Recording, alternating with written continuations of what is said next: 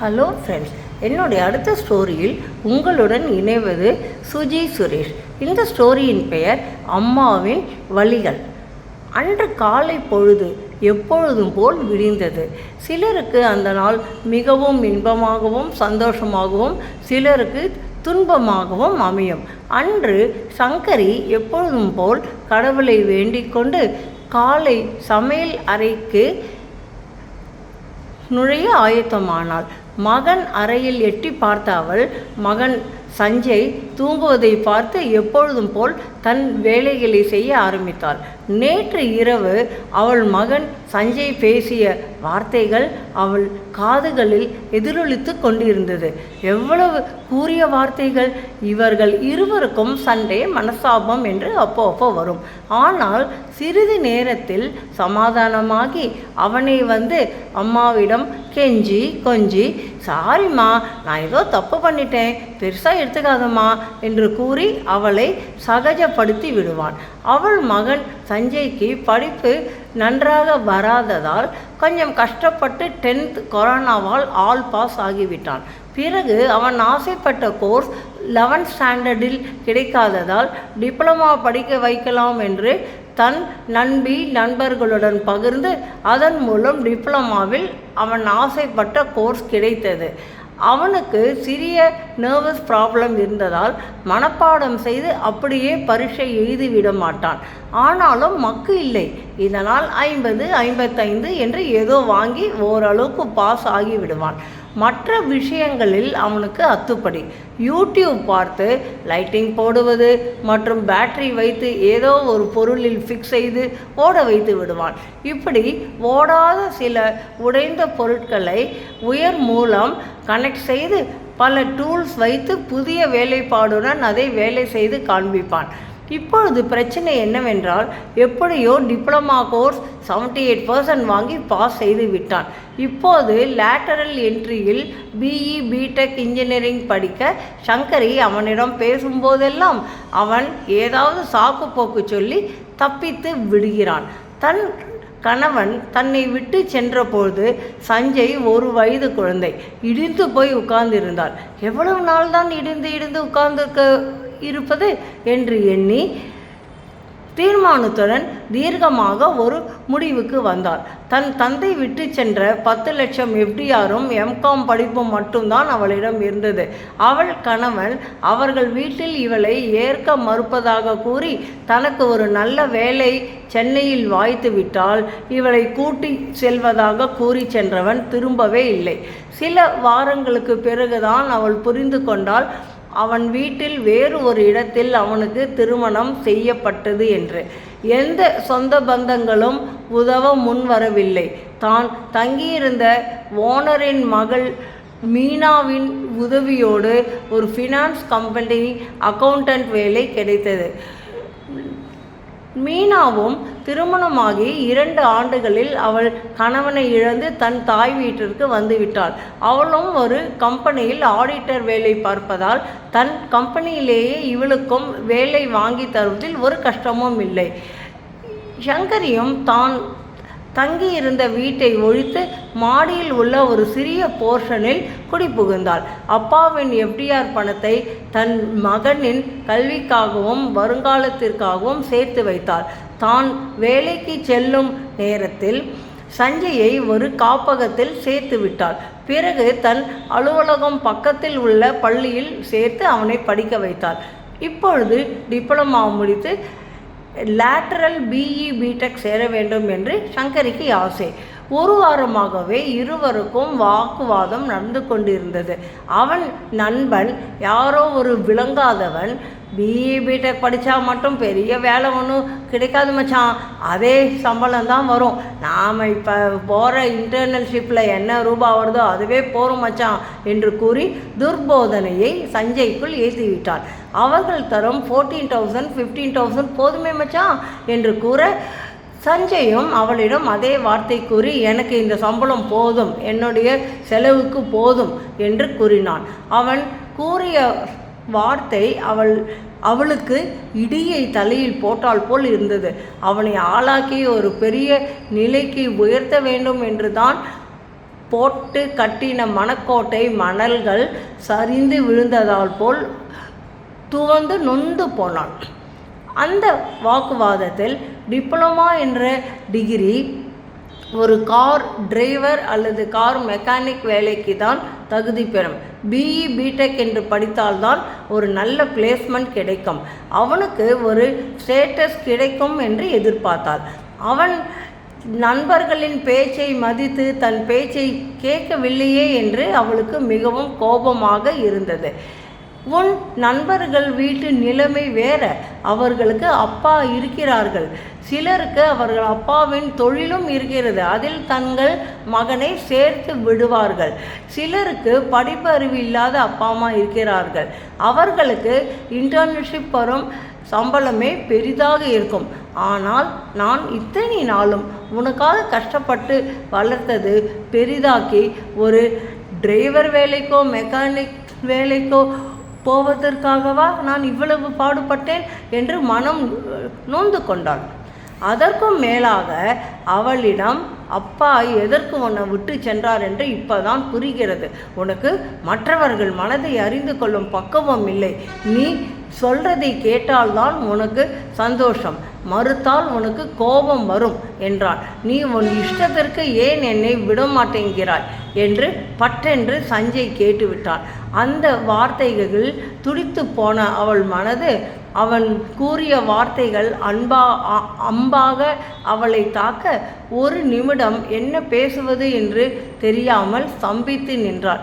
2 நாட்கள் ஆஃபீஸ்க்கு லீவ் சொல்லிவிட்டாள்.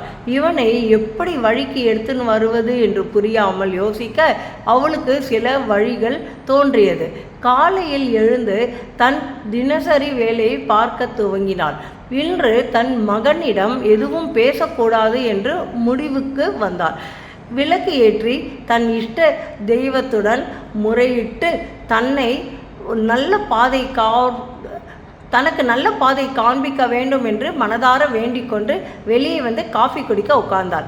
எப்பொழுதும் அம்மா ஆஃபீஸ்க்கு போகும்போது சமையல் டிஃபன் ஜூஸ் என்று தயாராகி டேபிளில் வைக்கும் நேரம் ஏன் இன்று அம்மா எதுவுமே செய்யவில்லை, காஃபி குடிச்சு கொண்டு இருக்கிறாள் என்று தோன்ற சஞ்சய் எழுந்து அம்மாவை பார்த்து, அம்மா எனக்கு காஃபி கொடு என்றான்.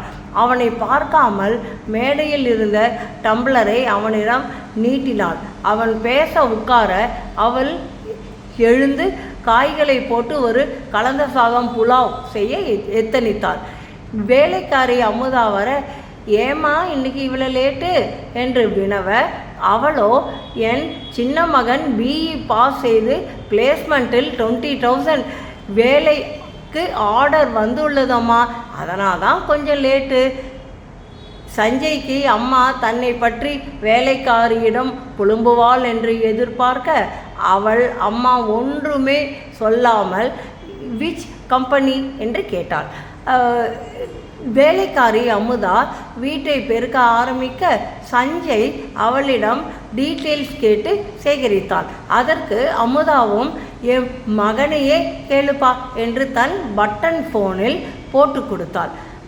எதிர்ப்புறம் அவள் மகன் மனோ பேச சஞ்சயிடம் பேசுமாறு கொடுத்தாள். அண்ணா கன்கிராட்ஸ் அண்ணா, பிளேஸ்மெண்ட் உங்களுக்கு வந்துட்டான் அம்மா சொன்னாங்க, எந்த கம்பெனி என்று கேட்டு எல்லா டீட்டெயில்ஸ் வாங்கி கொண்டாள்.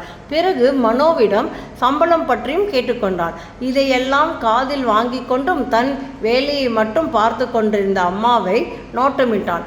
எந்த ரியாக்ஷனும் இல்லாமல் அம்மா இருப்பது சஞ்சய்க்கு புதிதாக தோன்றியது. ஏன் அம்மா தன்னிடம் பேசவில்லை என்றும் புரிந்தது. தான் அம்மாவை அப்படி கேள்வி கேட்டிருக்க கூடாது என்று வருந்தினான். தனக்காக அம்மா எத்தனை கஷ்டங்களை கடந்து எத்தனை சொல் பேச்சை கேட்டு குத்தடி பட்டு வாழ்க்கையின் அடுத்த கட்டத்திற்கு தன்னை அழைத்து செல்ல எண்ணுகிறாள். எப்படி அம்மாவை சமாதானப்படுத்தி சகஜ நிலைக்கு கொண்டு வர வேண்டும் என்று யோசனை செய்தான். அப்பா தங்களை விட்டு சென்றதை கூட அம்மா தன்னிடம் மறைக்கவில்லை. தான் ஏமாந்தது பற்றி முழுவதையும் எல்லா கதைகளையும் கூறியுள்ளாள். தன் மீது எவ்வளவு நம்பிக்கை இருந்தால் அம்மா ஒளிவு மறைவு இல்லாமல் தன்னிடம் எல்லா உண்மைகளையும் கூறியிருப்பாள். தன்னை வளர்க்க எவ்வளவு ஏச்சு பேச்சுகளை கேட்டு இருப்பாள். எவ்வளவு தியாகம் செய்து இருக்கிறாள். தன்னை அடுத்த கட்ட வாழ்க்கைக்கு எடுத்து செல்வதற்கு தானே இத்தனை பாசம். பாவம் அம்மா, நம்ம ரொம்ப அம்மாவின் மனதை கஷ்டப்படுத்தி விட்டோம்.